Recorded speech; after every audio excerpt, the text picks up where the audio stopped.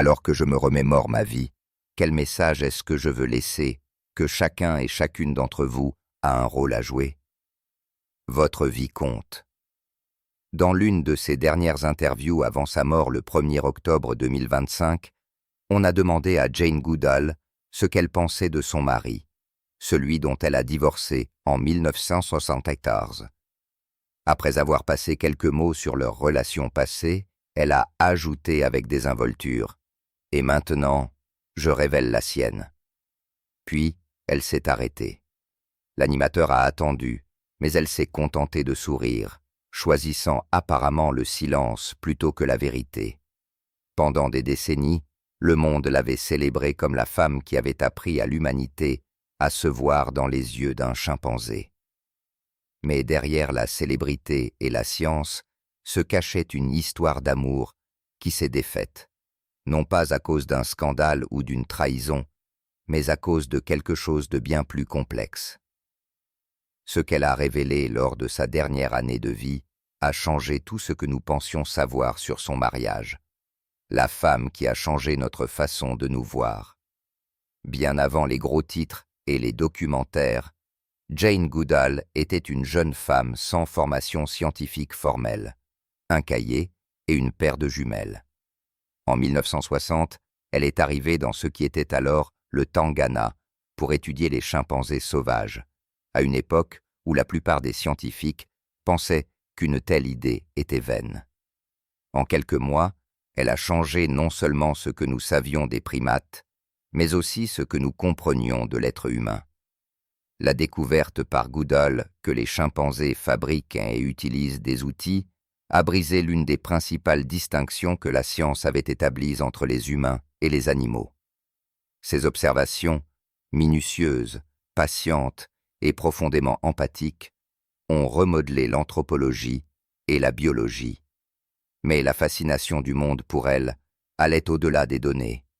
C'était l'humanité tranquille qu'elle apportait à son travail.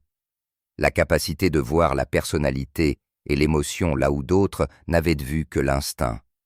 Son travail dans le parc national de Gambestrim finirait par définir sa vie.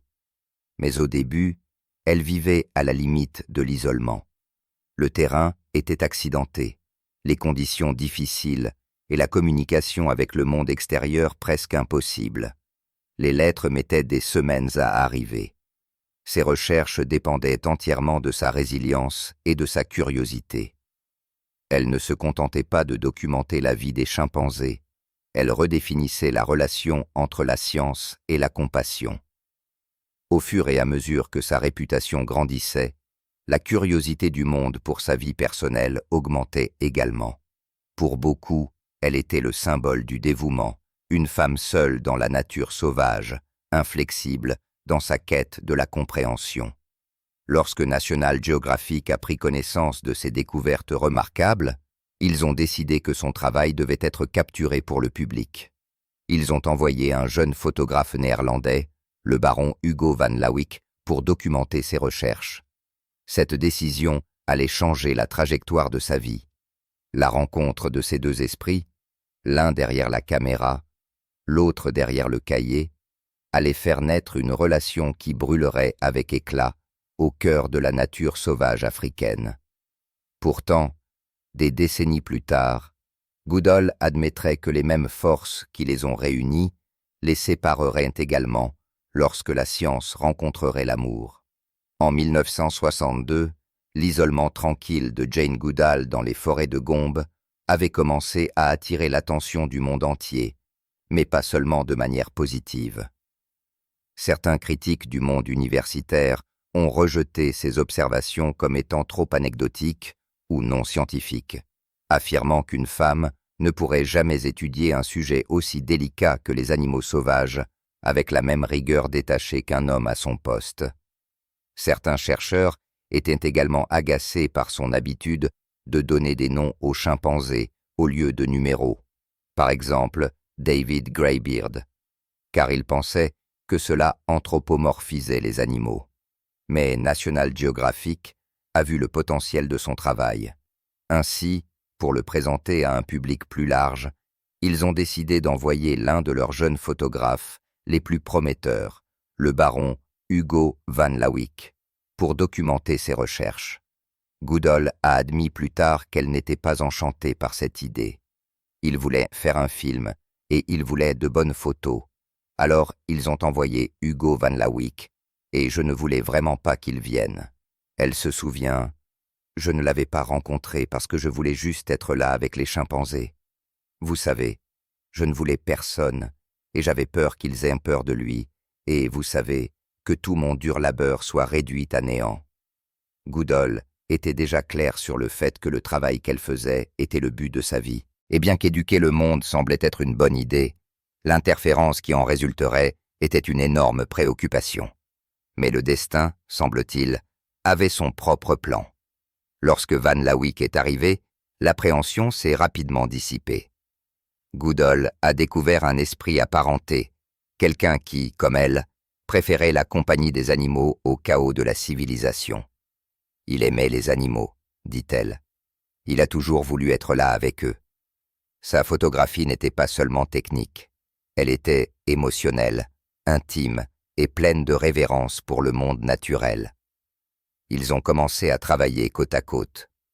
Van Lawick a immortalisé ses recherches dans des images saisissantes et, ce faisant, il a validé son travail auprès de la communauté scientifique. Ceux qui l'avaient rejeté avaient maintenant des preuves tangibles qu'ils ne pouvaient ignorer. Et en Van Lawick, elle avait trouvé quelqu'un qui croyait en elle. C'est grâce à ses photos et à son film que tout ce que je disais sur les chimpanzés a été corroboré. Goodall a expliqué plus tard. Il a vraiment contribué à faire connaître le fait que les chimpanzés sont vraiment comme nous. Là-bas, entourés par le bruissement des arbres et les appels lointains des chimpanzés, leur lien s'est approfondi. L'amour est venu tranquillement, presque scientifiquement observé au début. Deux personnes attirées l'une vers l'autre par le même rythme de curiosité et de respect. Ils se sont mariés en 1964 à Chelsea Old Church à Londres. Pendant un certain temps, le mariage a semblé être une union parfaite d'intellect et d'aventure. La primatologue et le photographe unis par un but et une passion, travaillant ensemble pour présenter le monde naturel aux yeux des humains. Ils étaient une équipe de rêve dans tous les sens du terme. Mais même dans ces premières années, les germes de la séparation étaient déjà présents. De petites tensions, presque invisibles, entre son dévouement inébranlable à Gombe et sa volonté incessante d'explorer ailleurs. Aucun des deux n'aurait pu savoir alors que le même appareil photo qui les avait réunis capturerait un jour la distance qui se creusait entre eux. Une union forgée dans l'isolement. Lorsque Jane Goodall et Hugo van Lawick se sont mariés en 1964, ce n'était pas un début conventionnel. Leur lune de miel ne s'est pas déroulée dans une villa tranquille ou dans une ville lointaine. C'était de retour à Gombe, entouré des mêmes chimpanzés qui les avaient réunis.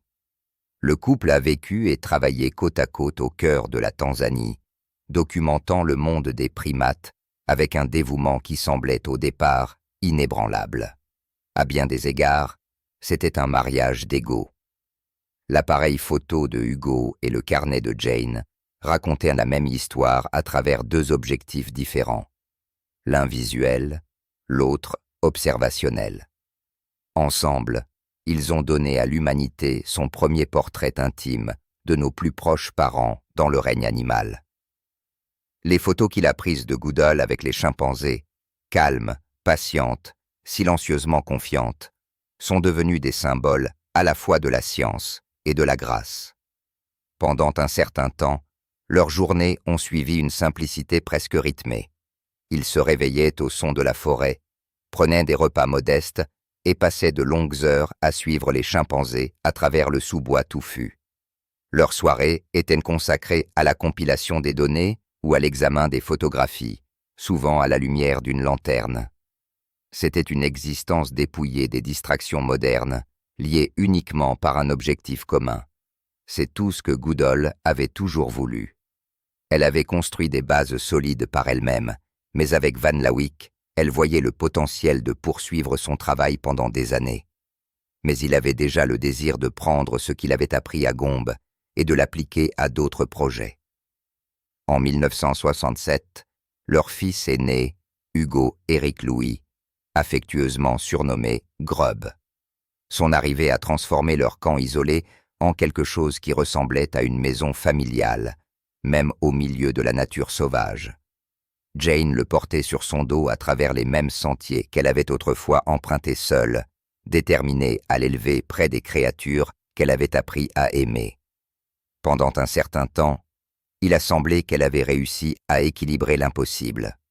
Maternité, mariage et travail scientifique révolutionnaire. Mais l'isolement a une façon d'amplifier tout, la joie comme la tension. La vie à Gombe exigeait un engagement total, et plus il restait longtemps, plus ses exigences commençaient à les attirer dans des directions opposées.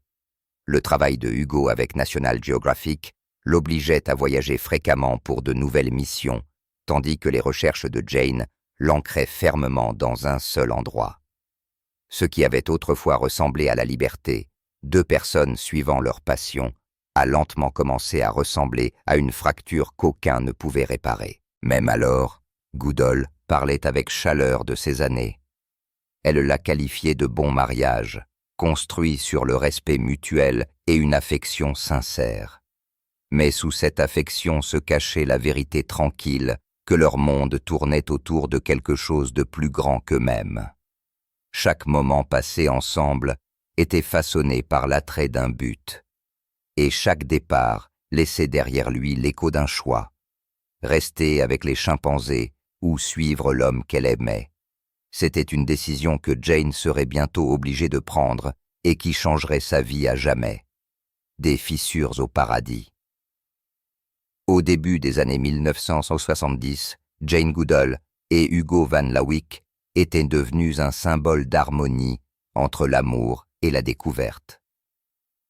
Ensemble, ils avaient donné au monde une nouvelle compréhension de l'intelligence et des émotions animales. Mais derrière les célèbres photographies et les études publiées, un changement silencieux commençait, un changement que ni l'un ni l'autre ne pouvait arrêter. Le premier signe n'est pas venu de l'émotion, mais de l'économie. Lorsque National Geographic a décidé de réorienter son financement, les missions de Hugo à Gombe ont pris fin. Son rôle de photographe officiel du magazine était terminé. Et avec lui, le soutien financier et logistique qui lui avait permis de rester aux côtés de Jane. On lui a offert de nouvelles opportunités ailleurs, en filmant la faune sauvage à travers l'Afrique, en particulier dans le Serengeti. Pour un homme dont la passion était le mouvement, il était impossible de refuser. Jane, cependant, ne pouvait pas partir. Gombe n'était pas seulement un site de recherche, c'était devenu le centre de son existence. Elle avait vu des générations de chimpanzés grandir, fonder des familles et mourir. Son lien avec eux n'était pas professionnel, il était personnel. « Je ne pouvais pas quitter Gombe », a-t-elle dit plus tard simplement. « Je devais rester. » Et ainsi, notre mariage s'est lentement effondré. Et c'était triste. La simplicité de ces mots démentait la profondeur de ce qu'elle avait perdu. Les qualités mêmes qui la rendaient extraordinaire, l'engagement, la concentration, le refus de faire des compromis, étaient les mêmes qualités qui rendaient son mariage impossible à maintenir. Les jours se sont transformés en mois de séparation, et leur mission commune a commencé à ressembler à deux chemins parallèles qui ne se croisaient plus. Des amis ont remarqué le changement. Les lettres de Hugo depuis le Serengeti étaient pleines d'enthousiasme pour ses nouveaux projets, tandis que les journaux de Jane devenaient plus introspectifs. Ses notes sont passées d'observations sur le terrain à des réflexions sur la solitude. Elle avait autrefois écrit sur les chimpanzés, formant des liens sociaux profonds, sur leur capacité à l'empathie et au chagrin.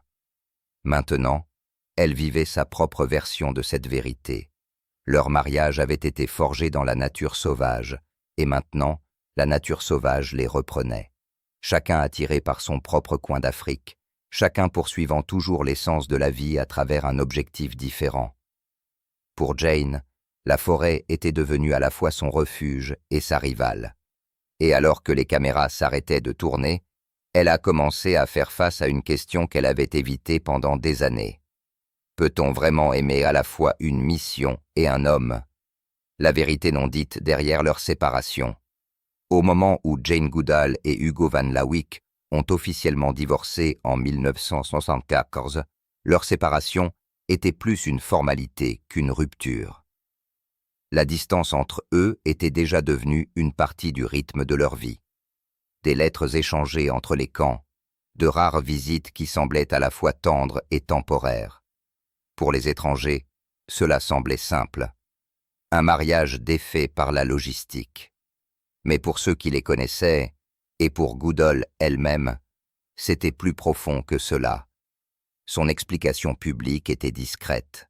Il devait continuer sa carrière et il a obtenu de l'argent pour faire des films sur le Serengeti, et je ne pouvais pas quitter Gombe. Elle a dit que cela semblait simpliste, mais cela s'accompagnait d'un sentiment de tristesse, non pas né du ressentiment, mais du fait qu'elle avait dû choisir entre sa mission et son mari. Rester à Gombe signifiait préserver des décennies de recherche, protéger les chimpanzés qu'elle en était venue à considérer comme sa famille et assurer la poursuite de l'œuvre de sa vie. Mais cela signifiait aussi renoncer au type de partenariat que la plupart des gens passent leur vie à rechercher. Il y a un moment dans l'une de ses interviews où Goodall a hésité avant de répondre à une question sur son premier mari. La pause en disait plus que ses mots. Quand elle a finalement parlé, elle a dit doucement « J'aurais vraiment aimé que nous puissions poursuivre ce mariage parce que c'était un bon mariage. » La remarque n'était pas nostalgique. Elle était factuelle, presque analytique. Jeanne pouvait disséquer l'émotion avec la même précision qu'elle utilisait dans ses notes de terrain, reconnaissant l'amour à la fois comme une force et une variable. La vérité non dite était que sa relation avec Van Lawick n'avait pas échoué. Elle avait évolué vers quelque chose d'incompatible avec la vie ordinaire. Pour Hugo, le Serengeti offrait de nouveaux horizons, de nouvelles histoires à capturer. Pour Jane, les chimpanzés étaient son univers. Elle ne pouvait pas les abandonner. Pas après avoir réalisé à quel point leur survie était fragile.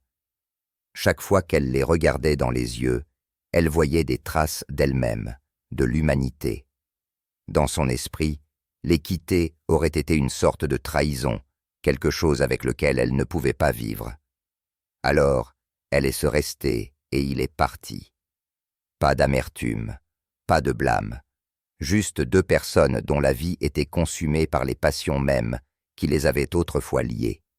À ce jour, les gens se demandent si les choses auraient pu être différentes, si elle aurait pu le suivre ou s'il aurait pu rester. Mais la vérité que Jane a laissé entendre dans ces dernières années suggère quelque chose de plus profond. La véritable raison pour laquelle elle a divorcé de son mari n'était pas du tout une question de distance. Il s'agissait du destin, la véritable raison pour laquelle Jane Goodall a divorcé de son mari. Pendant des années, la spéculation a entouré la fin du mariage de Jane Goodall et Hugo Van Lawick. Certains ont supposé que leur distance rendait l'amour impossible. D'autres ont cru que la pression de la célébrité les avait séparés. Mais dans ses dernières interviews, Goodall a offert une réponse à laquelle peu s'attendaient, et c'était le genre de vérité qui ne fait pas facilement les gros titres parce qu'elle est trop brute, trop humaine. La véritable raison pour laquelle Jane Goodall a divorcé de son mari va vous épater, non pas parce que c'était scandaleux, mais parce que c'était désintéressé. Elle n'a pas quitté Hugo pour une autre personne. Elle l'a quitté pour un objectif. « Je révèle la sienne », a-t-elle dit avec désinvolture lors d'une interview. Dans la pause qui a suivi, elle semblait chercher les bons mots. Son dynamisme, a-t-elle conclu. Il était si dynamique. C'est ce qui m'a fait craquer pour lui au début. Je n'avais jamais rencontré une autre personne qui savait ce qu'elle voulait faire de sa vie avec autant de certitude. Et pourtant, c'est cette certitude qui a détruit leur mariage. Parce que lorsque Hugo Van Lawick a réalisé qu'il était censé quitter Gombe et explorer le reste du continent, Jane a compris qu'elle ne pouvait ni changer d'avis, ni changer le sien. Et elle a choisi les chimpanzés non pas comme un substitut à la connexion humaine, mais comme une extension de celle-ci. Selon ses propres mots, les chimpanzés étaient comme nous, capables d'empathie, de chagrin et même de joie. Ces années à Gombe avaient estompé la ligne entre l'observation scientifique et la responsabilité morale. Elle ne considérait plus ses recherches comme une carrière. C'était devenu son devoir. Et le devoir pour Goodall passait avant tout. Lorsque National Geographic a cessé de parrainer les voyages de Hugo à Gombe, il a été forcé de passer à autre chose. Mais pour Jane, Gombe n'était pas un projet qui pouvait se terminer lorsque le financement s'arrêtait. C'était l'encre de sa vie. Si Hugo n'était pas venu, l'histoire des chimpanzés se serait probablement terminée, a-t-elle dit un jour. Mais ironiquement, c'est à cause de cette histoire que leur mariage n'a pas pu durer. Hugo voulait continuer à explorer. Jane voulait rester immobile, protégée, documentée, continuer. Ils avaient tous les deux raison, mais dans cette divergence résidait la fin de ce qu'elle a appelé plus tard un bon mariage. Elle n'a pas nié qu'elle l'aimait, elle n'a pas dissimulé la douleur. Pourtant, lorsqu'elle en parlait des décennies plus tard, il n'y avait aucune trace de regret, seulement de l'acceptation. « Nous avons fait ce qu'il fallait », a-t-elle dit simplement. Nous devions en quelque sorte le faire. La vérité époustouflante est la suivante. Le plus grand acte d'amour de Jane Goodall n'a pas été de s'accrocher. C'était de laisser partir. En choisissant sa mission plutôt que son mariage, elle a prouvé que parfois, le type de dévouement le plus vrai est celui qui vous demande de rester en arrière. L'amour, la perte et sa deuxième chance. Après son divorce avec Hugo Van Lawick en 1974, Jane Goodall ne s'est pas retirée du monde. Elle s'y est enfoncée plus profondément. Sa renommée a grandi, son travail s'est étendu, et Gombe est devenu un symbole de ce que la persévérance d'une personne pouvait réaliser. Pourtant, au milieu de ce succès professionnel, il y avait une solitude tranquille que même les chimpanzés ne pouvaient combler. Puis, au début des années 1970, son chemin a croisé celui d'un homme dont la vie n'aurait pas pu être plus différente de celle de Hugo. Derek Bryson était le directeur des parcs nationaux de Tanzanie, un politicien influent et réputé pour être dur, voire intimidant. Lorsque Goodall l'a rencontré pour la première fois, elle a admis qu'elle avait peur, ayant entendu dire qu'il était méchant et insensible. Mais lorsqu'ils se sont finalement assis ensemble, elle a vu quelque chose d'autre. Un homme avec une vision, qui comprenait l'importance de protéger la nature sauvage. Leur lien est passé du respect professionnel à quelque chose de plus profond. En 1975, après que les deux eurent divorcé de leur partenaire précédent, Jane et Derek se sont mariés. C'était une union plus discrète que son premier mariage. Pas de nature sauvage romantique, pas d'équipe de tournage, pas de fascination médiatique. Au lieu de cela, c'était un partenariat basé sur la stabilité et un objectif commun. Derek a utilisé sa position politique pour assurer ce que Jane appréciait le plus, la protection de Gombe. Il a mis en œuvre des politiques qui restreignaient le tourisme dans la région, préservant ainsi son site de recherche de toute interférence et exploitation. Mais cet amour n'était pas non plus destiné à durer.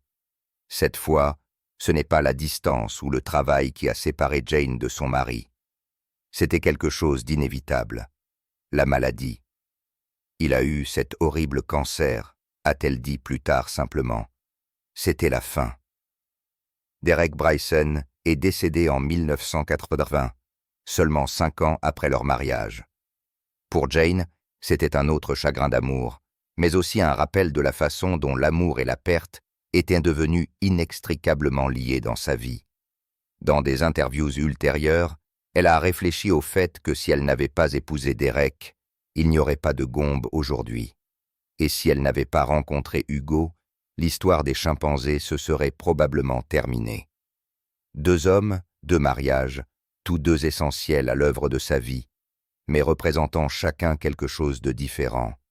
Hugo avait été l'étincelle, celui qui l'avait aidé à faire connaître l'histoire des chimpanzés au monde. Derek avait été le bouclier, celui qui avait protégé cette histoire afin qu'elle puisse continuer. Après sa mort, Jane ne s'est jamais remariée. Je n'ai pas rencontré la bonne personne. Elle a dit un jour, « Ma vie était complète, je n'avais pas besoin d'un mari. » À ce moment-là, elle avait trouvé un autre type de compagnonnage, le lien durable entre le but et la paix. Ce qu'elle a perdu dans le mariage, elle l'a gagné en sens. Et bien qu'elle ait parlé avec tendresse des 2 hommes, il était toujours clair que son véritable partenaire de toute une vie était Gombe lui-même, l'héritage d'une femme qui a choisi la nature sauvage. Lorsque Jane Goodall est décédée le 1er octobre 2025, à l'âge de 91 ans, elle était en tournée de conférences aux États-Unis. Elle voyageait toujours, partageait toujours son message, exhortait toujours les gens à protéger la planète. Même dans sa dernière année, elle est restée infatigable. Dans des interviews, elle a souvent parlé de ses 2 mariages, non pas comme des regrets, mais comme des parties essentielles de son histoire. Ils étaient, selon ses termes, différents types d'amour, chacun lié à la vie qu'elle avait choisie. Des hommages ont afflué du monde entier, de la part de dirigeants mondiaux, de défenseurs de l'environnement et de célébrités. Mais les plus significatifs sont venus de ceux qui avaient travaillé à ses côtés à Gombe. Ils se souvenaient d'elle marchant dans la forêt avant l'aube, murmurant des salutations aux chimpanzés comme s'il s'agissait de vieux amis. Elle ne se contentait pas de les étudier. Elle vivait parmi eux, un pont entre 2 mondes. Quand elle a dit un jour que son animal préféré n'était pas le chimpanzé, mais le chien, cela a surpris les gens. Pourtant, ce petit aveu a révélé quelque chose de profond. Pour elle, l'amour, que ce soit pour une personne, un animal ou une cause, a toujours été une question de loyauté. Elle croyait qu'il fallait se présenter, rester fidèle et protéger ce qui ne pouvait pas se protéger lui-même. Lors de sa dernière apparition à la télévision, elle a parlé avec une clarté tranquille. « Si j'étais partie, il n'y aurait pas de Gombe, pas d'études à long terme, pas de compréhension de ce que nous partageons avec les chimpanzés. Parfois, l'amour vous demande de rester, alors que tout le reste vous dit de partir. » Sa vie avait été définie par ce choix, le courage de suivre un but, même lorsque cela signifiait marcher seul. Et au final, l'histoire de Jane Goodall n'était pas celle du chagrin d'une séparation, mais celle de l'extraordinaire beauté du dévouement. Elle n'a pas seulement étudié la nature sauvage, elle en est devenue une partie. Pensez-vous que choisir un objectif plutôt que l'amour peut être considéré comme un sacrifice? Qu'auriez-vous fait dans la situation de Jane? Faites-nous part de vos réflexions dans les commentaires. Merci d'avoir regardé. On se retrouve dans la prochaine vidéo.